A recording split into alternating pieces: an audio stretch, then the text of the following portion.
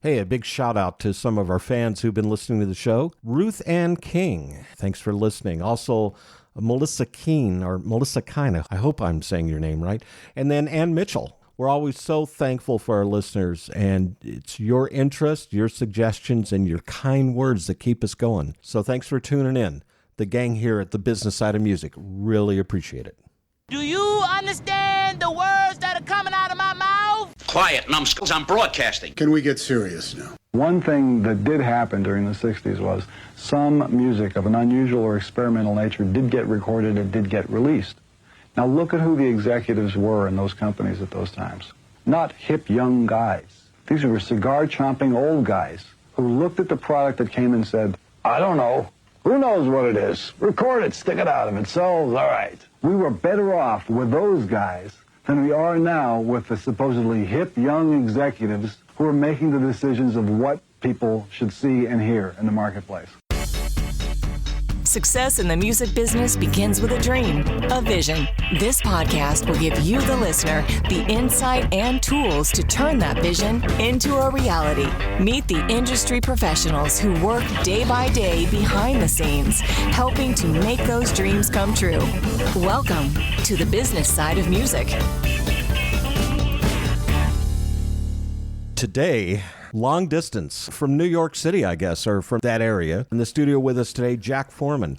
Jack serves as the Executive Vice President of BiCoastal Productions, the New York City-based concerts and theatrical booking agency. His clients include some names you're going to recognize: Lee Rocker from the Stray Cats, Colin Mochrie. If you've ever watched that show, Whose Line Is It Anyway, you'll know who Colin is. And then you got the Hitman, which I looked up their information. Those guys have played with just about anybody and everybody, along with the Red Hot Chili Pipers. Yes, you heard me right, the Red Hot Chili Pipers, and the Daily Show Writers Comedy Tour. Jack, welcome to the show. Thanks for having me, Bob. Appreciate it. I appreciate you doing this long distance. Obviously, anybody and everybody that's listening knows that we're all kind of self-quarantined and isolated. You're in New York State at this time, and obviously your state has been the heaviest hit of pretty much any state in the country. You guys doing okay? Thank God we're all right. You know, I'm actually out in New Jersey. My office is in New York City. I'm hunkered down with my wife, and we have a 11-month-old baby who you may hear chime in a couple times from upstairs.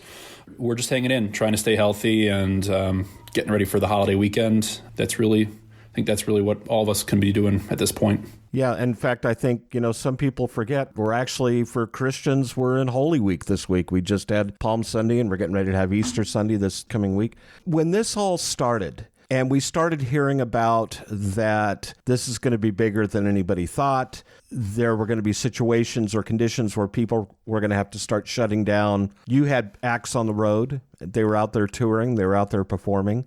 And it's something that your agency had to deal with. It was really very abrupt. What happened was you were hearing about a lot of events getting canceled from January and February onward in Southeast Asia. We dabble a little bit out there every so often with some of our shows. However, we operate heavily in North America. You were seeing sporting events and things like that getting canceled in Thailand and in China, if you follow those at all. And that was really the writing on the wall for that half of the world. However, we really didn't expect it to be hitting us here. Sure enough, when it did, that 1 week where I believe it really hit us all in the concerts and touring world, it hit very, very abruptly. And we had 2 international tours with buses out on the road, and then a bunch of other staggered shows, over the next few months. And we really didn't know if this was going to be just a temporary thing where everybody took the necessary precautions or if it would be lasting. And unfortunately, we were quite wrong. It really did happen quite quickly. What was scary is having the international tours here in the country was worried about getting them home to their home countries because a lot of them were closing their borders. And I guess one of the biggest questions is, as these dates started shutting down, were you just looking at, okay, we're just going to cancel and reschedule later? I mean, there's obvious answers here, which is, okay, we don't really know what we're dealing with. This is something brand new. Getting the acts home is one thing, but now you're also dealing with fans. You're dealing with venues. You're dealing with promoters. This is a big machine that's in place. We had Jack Forman on the show a couple of weeks ago, publicist, and we talked about it from the public relations standpoint. From an agency standpoint, this just had to have been a nightmare. Your first concern, and I'm sure Zach probably said something along these lines as well, your first concern is for safety and health of your artists, of the people working at the venues, and above all, the patrons who buy tickets. That's really where your mind goes in times like these first. But then your agency hat kind of turns on and says, all right, let's look at our contracts. A lot of things were able to be salvaged because of rescheduling. That's really what we've encouraged everybody to do. Even if they can't commit to a date right now, let's put a hold on the grid. Let's just get something out there for next year, next season, whenever it may be. In the beginning, I personally didn't know if I had hoped, I guess wishful thinking, that this was going to end in April or May. But now, with everything we're learning day by day, it just gets farther and farther away. And, we have tours out until November where the promoters are starting to ask us how we're feeling about it. You really wanted to go by what you're trained to do with contracts, especially that lovely force majeure clause that you almost never have to deal with comes into play. And that's when you start having to have those awkward conversations with buyers and promoters that you've never had issues with before. Amazingly enough, a lot of people were able to get things done very peacefully, very collaboratively. And I'm very proud to say we were able to reschedule probably 90% of our shows. And hopefully that other 10% will be made up when this smoke clears. But even though they're rescheduled, the elephant in the room, whether it's being seen or not, is that's deferred revenue. That's not necessarily new revenue at those times of year when you're thinking about new tours. Those are, I don't want to use the word leftover, but deferred is probably the best way of describing them. Well, and at the same time, when we're talking about deferred revenue, there's also costs that are now involved. Shutting down a tour just isn't turning off the key and locking the door and walking out. You have expenses of travel. Obviously, ticket holders want refunds. That's money out of somebody's pocket that's got to be taken care of. Is there going to be a way to recoup that, or is it at this point just a lost leader? Or how does that factor into the equation? If it can be recouped, it'll be recouped in a similar to what I was just saying, in a deferred manner. Yes, there was the ability to give refunds in special situations. With ticketing, I'm sure you probably saw it quite a bit. But when it came to deposits and final payments and things of that nature, you really had to take it case by case. There was a lot of artists were saying, well, do we demand our final payment, which is stipulated in the force majeure clause of our contract? And we said, well, it depends. Are you going to want to work again when this is all over? Because if you start playing that hand, nobody's going to want to book you ever again, because they're going to remember how you treated them. So there were a lot of costs. Having the bus tours shut down in the middle of the country, that was a huge one. You have these sleeper coaches with 20 people on them, with sets and with tons of backline. There's a huge cost with that. But safety comes first and health comes first at the end of the day. So I'm hoping we can recoup some of that. But the promoters and the venues, they're probably going to be losing the most. Unfortunately, quite a number of them have had to experience some of the harshest layoffs we've ever seen. I've noticed that with Houston Livestock Show and Rodeo, Bonnaroo, South by Southwest. There's nothing they can do.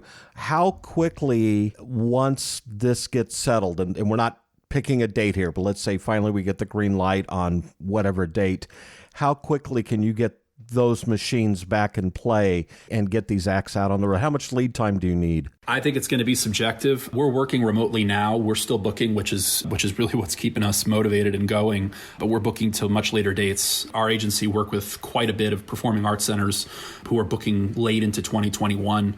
So we've been booking far ahead. However, we don't know what's going to happen with the fall shows.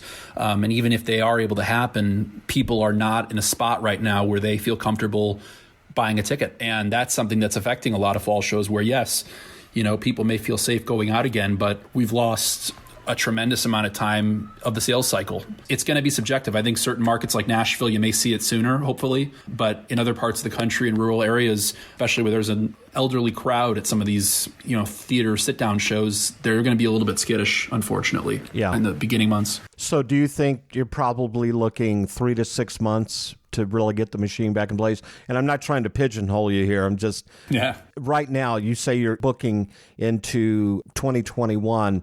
Do you think we're that far out? When we were sitting down around the table, when this all went down to get an immediate handle of the financials, we were going back and forth as to when we should put the benchmark in for end date, and looking at accounts receivable. And we really were just having this debate. And then we said, you know what, let's look at it as September 1st and say, let's hope that the shows start in September 1st.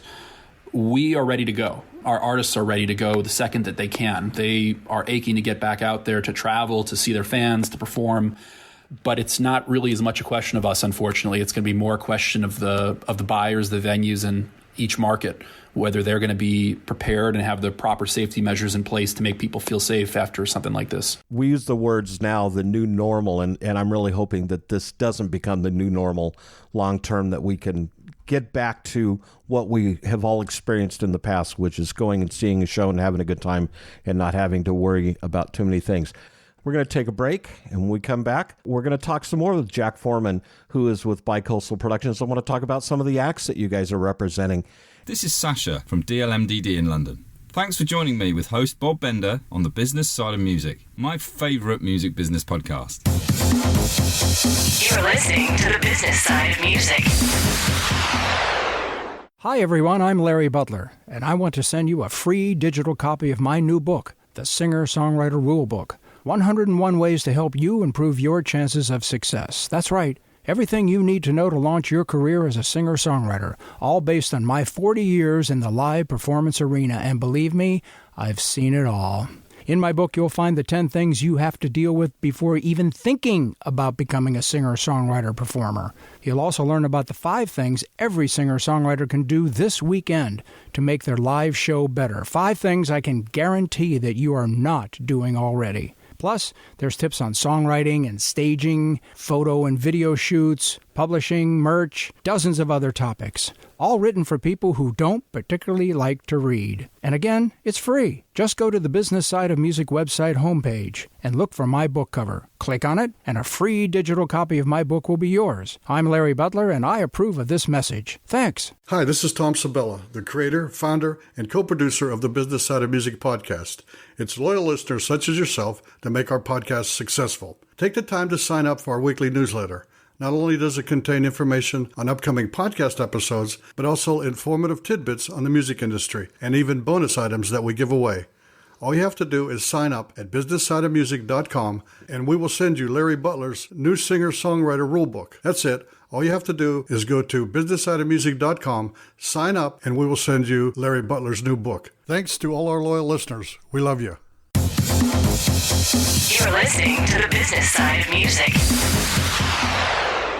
Back in the studio, Jack Forman is on Skype with us today from New Jersey. He is the Executive Vice President of BiCoastal Productions out of New York.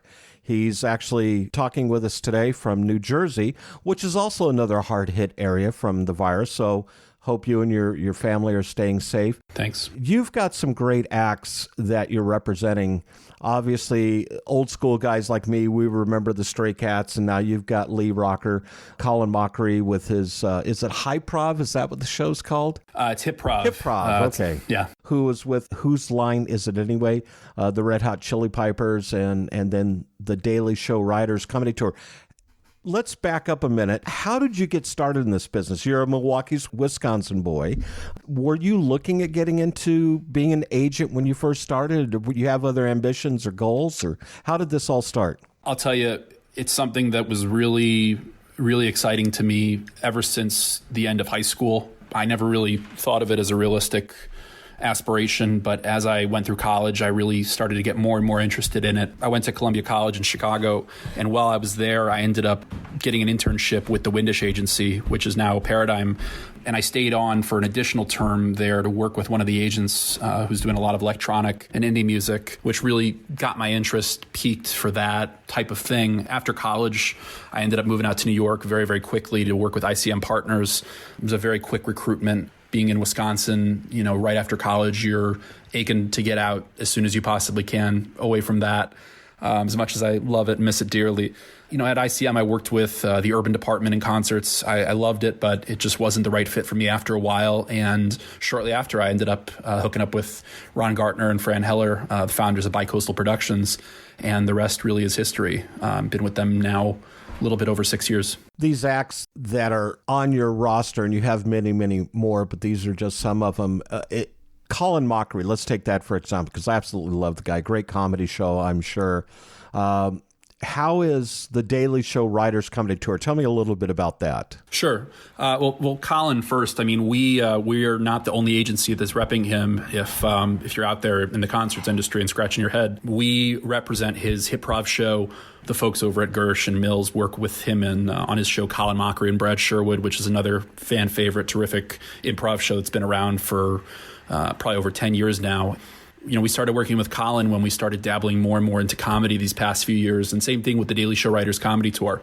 A lot of our performing arts centers out there are just desperately seeking ways of engaging younger audiences with topical and interesting sorts of formats that you wouldn't necessarily see the 50 and older crowd at, but you'd love to see maybe some 18-year-olds to 35-year-olds at that. People who listen to podcasts, for instance. They really have responded well to that. We started working with a producer there. Comedy Central's been really good with their calendar, and we just send them out on weekends. It's a great new offering, and we're excited for the first rollout of shows.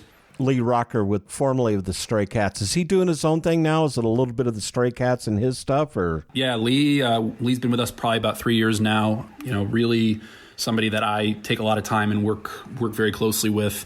Lee has been working on his own for quite some time. The Stray Cats never really officially broke up. They've reunited and united countless times over the years, and they've just all enjoyed doing their own things. Brian Setzer has grown very successful with his orchestra.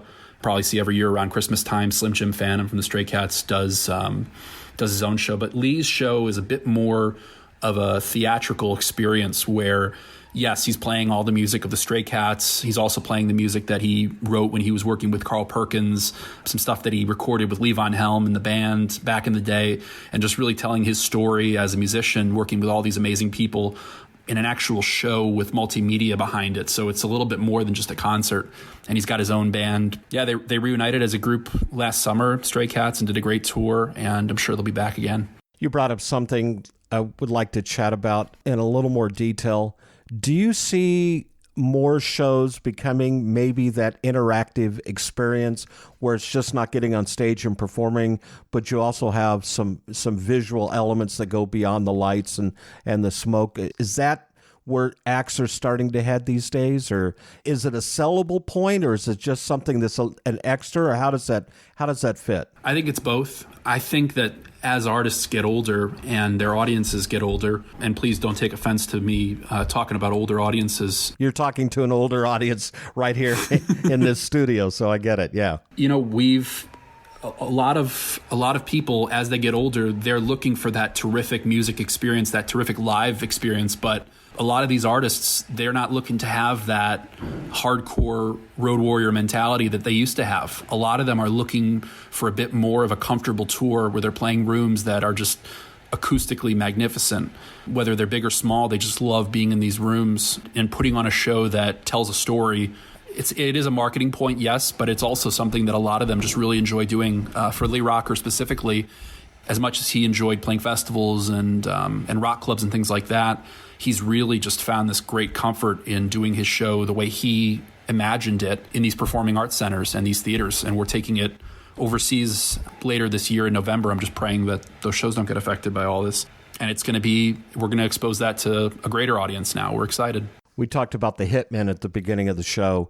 These guys have played with everybody. And when I say everybody, I mean between these, it's 5 players, right, that are in the band. Yes.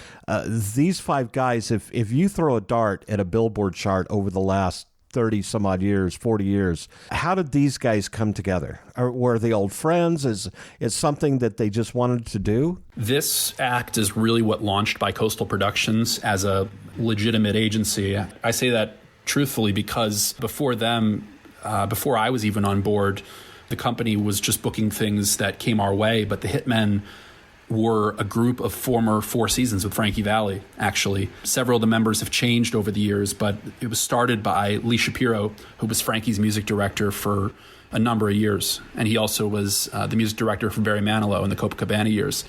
So he got together with a lot of his super friends who were really experienced musicians who had played with just about everybody. And they wanted to form a show like we were discussing, something where they could really look through the history of what each of them contributed to the music, and they're playing the hits that everybody knows.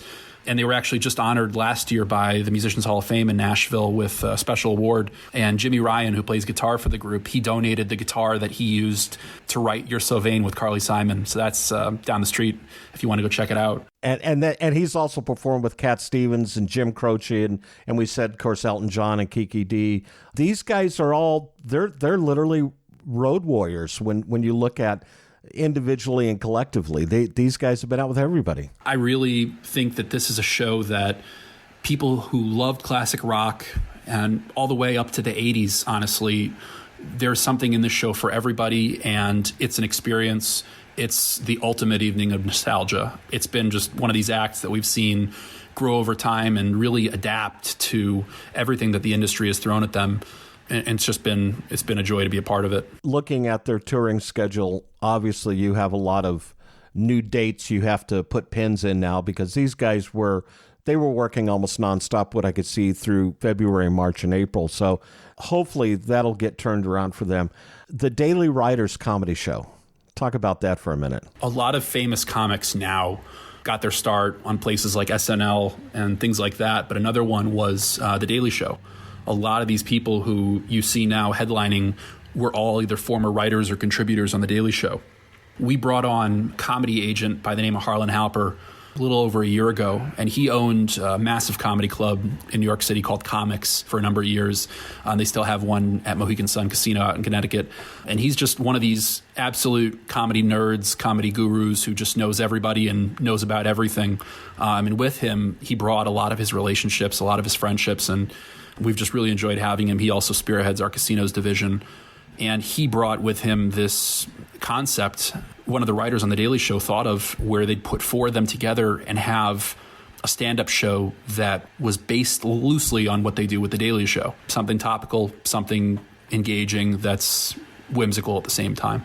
When we come back, I want to talk about the future of where you really see the business that we're talking about, which is booking acts and getting them out on the road, because obviously things are changing. We're going to talk about that when we come back with Jack Forman, Executive Vice President of BiCoastal Productions. Hey, this is Hemp Meadows. This is Denim Sky. And together we're Hemp and Denim, and we're also here on the Business Side of Music podcast.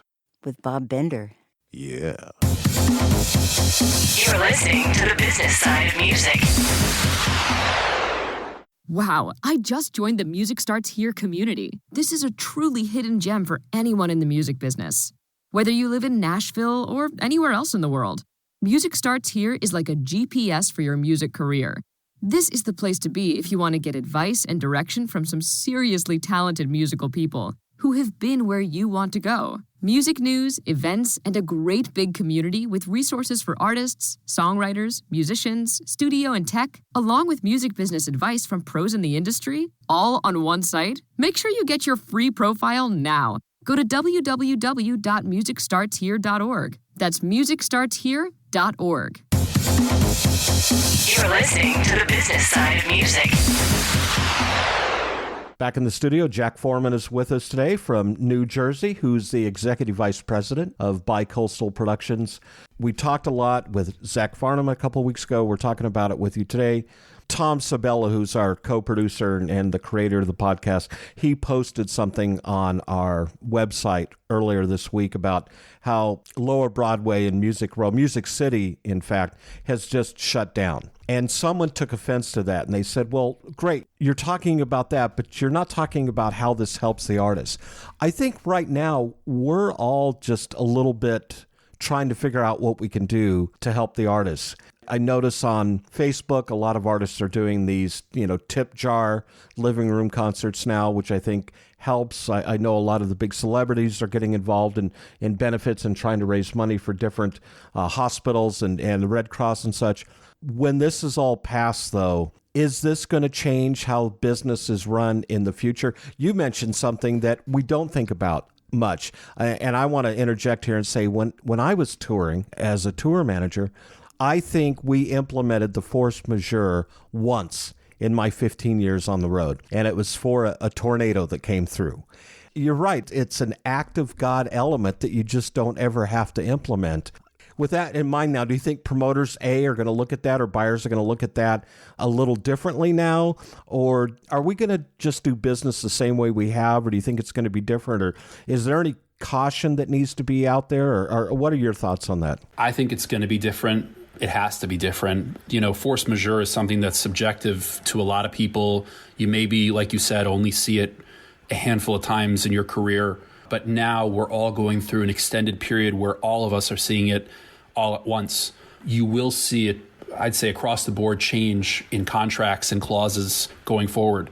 People will definitely be redacting, changing, doing different things to their force majeure clauses.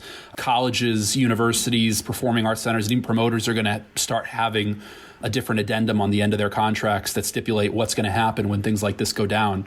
It was really such a big hit to everybody that everybody's going to make sure that they are as protected as possible, because now an act of God has proven that we can all plan all we want, but we're powerless to something like this. And you probably have talked about this before. Last year, 2019, was a record-setting year in gross box office receipts.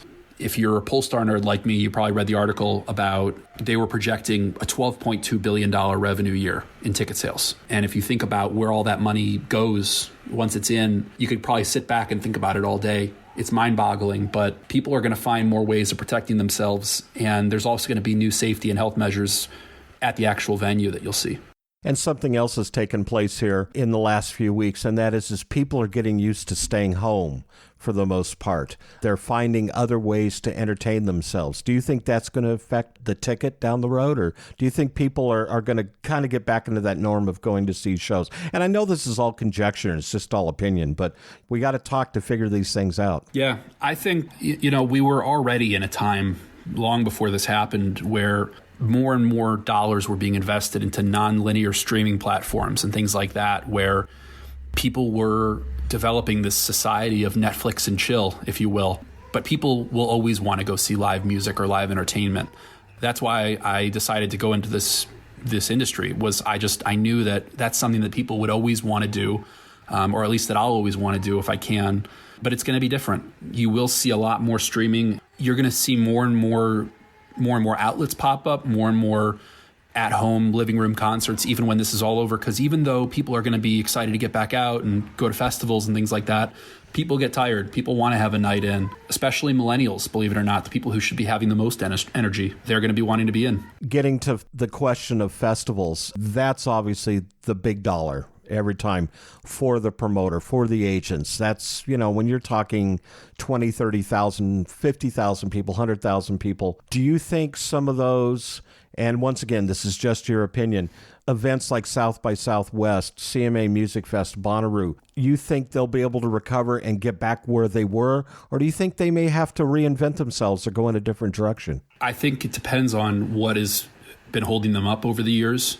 If they have a really strong base behind them that is able to get them through 2020 safely without laying off too many people and causing too much damage to their audience as well, they'll make it through. There will be a number of them that will have to reinvent themselves as well. These are revenue-driving machines, not just for our industry, but for entire parts of the country when these things happen. This isn't just a hit to South by Southwest. This is an entire hit to Austin, Texas, and their economy in a big time of year for them. But that said, they're gonna want it back, and they're gonna want all these things back. And I said this to somebody the other day. Millennials specifically, they believe that they are owed Coachella back. They lost Coachella. It was taken from them by this pandemic, this act of God, and they believe, I bought my ticket. I deserve that. People are going to be going back out, but it is going to be different, and you'll see either more festivals or you'll just see different ones. But it's going to come back. It's just a matter of how it's going to look. Putting this all aside and just talking about the industry in the future, the agent, the role of the agent, is that constantly evolving? Are you going in new directions? Are you putting more on your plate? It's kind of like the record companies who offered the 360 deals. They're not just a record company anymore. Now they're involved in everything. Are agencies becoming that way also? Are you looking for ways to diversify? We are definitely diversifying. We're getting into a lot of different fields. Talked a little bit about comedy, things like that are all opening up a lot of doors for us. But it really is dependent on who the artist is and who their teams are. Some of these artists have a very good structure behind them of support, and some of them require very little of us. The Hitman is one that we've been very, very hands-on with.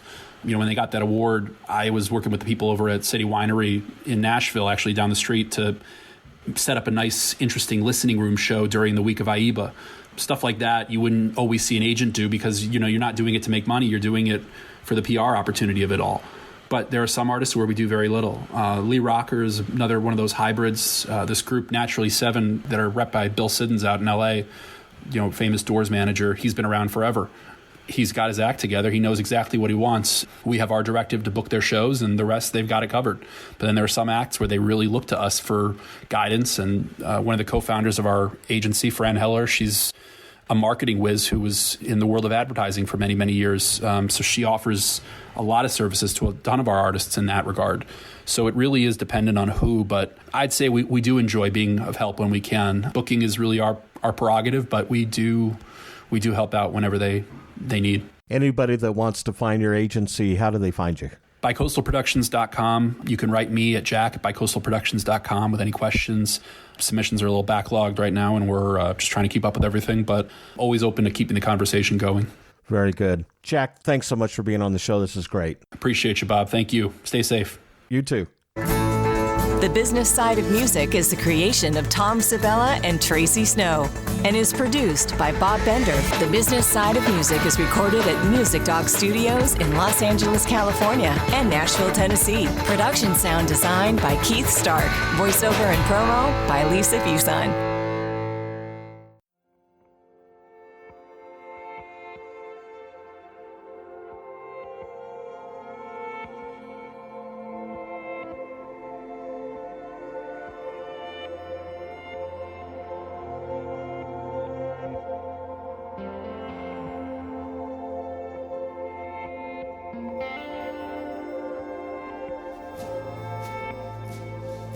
Childhood living is easy to do. All the things that you wanted, baby, I bought them for you.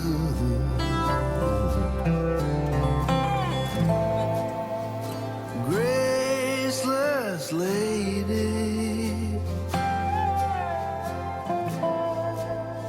you know who I am.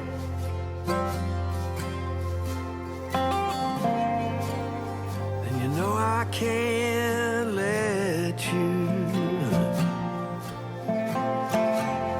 slide through my hands.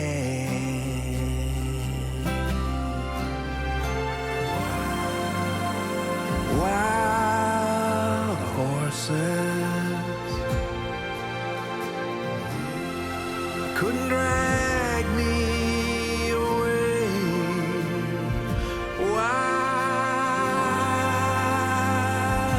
Wild horses, we're gonna ride them. We're gonna ride them someday. I watched you suffer a dull aching pain,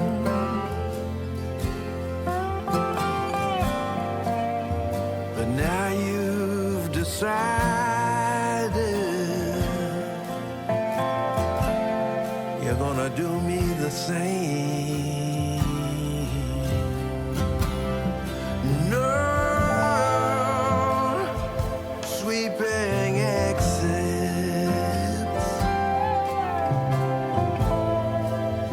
or off stage lines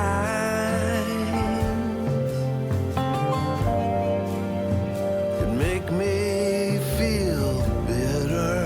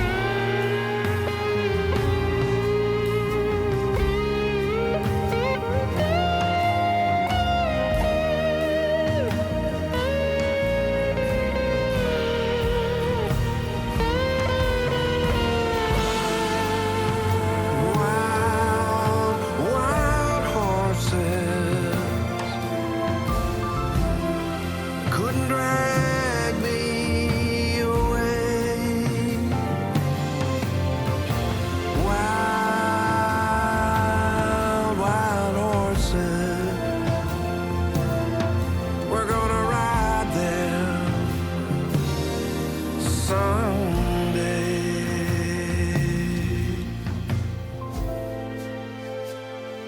I know I dreamed you, all your sins and your lies. Now I have my freedom, but I ain't got much time.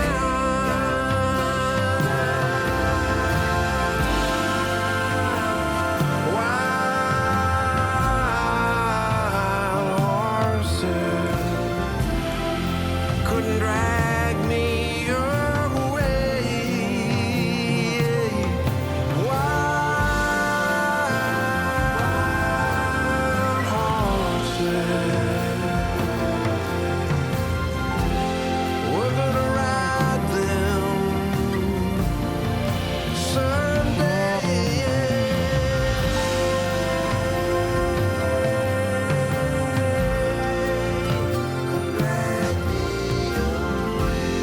Couldn't drag me away.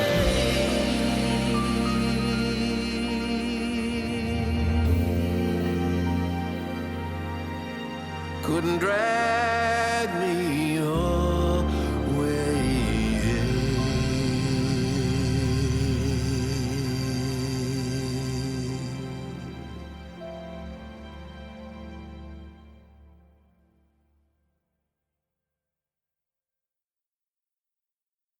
You're still here? It's over. Go home. Go.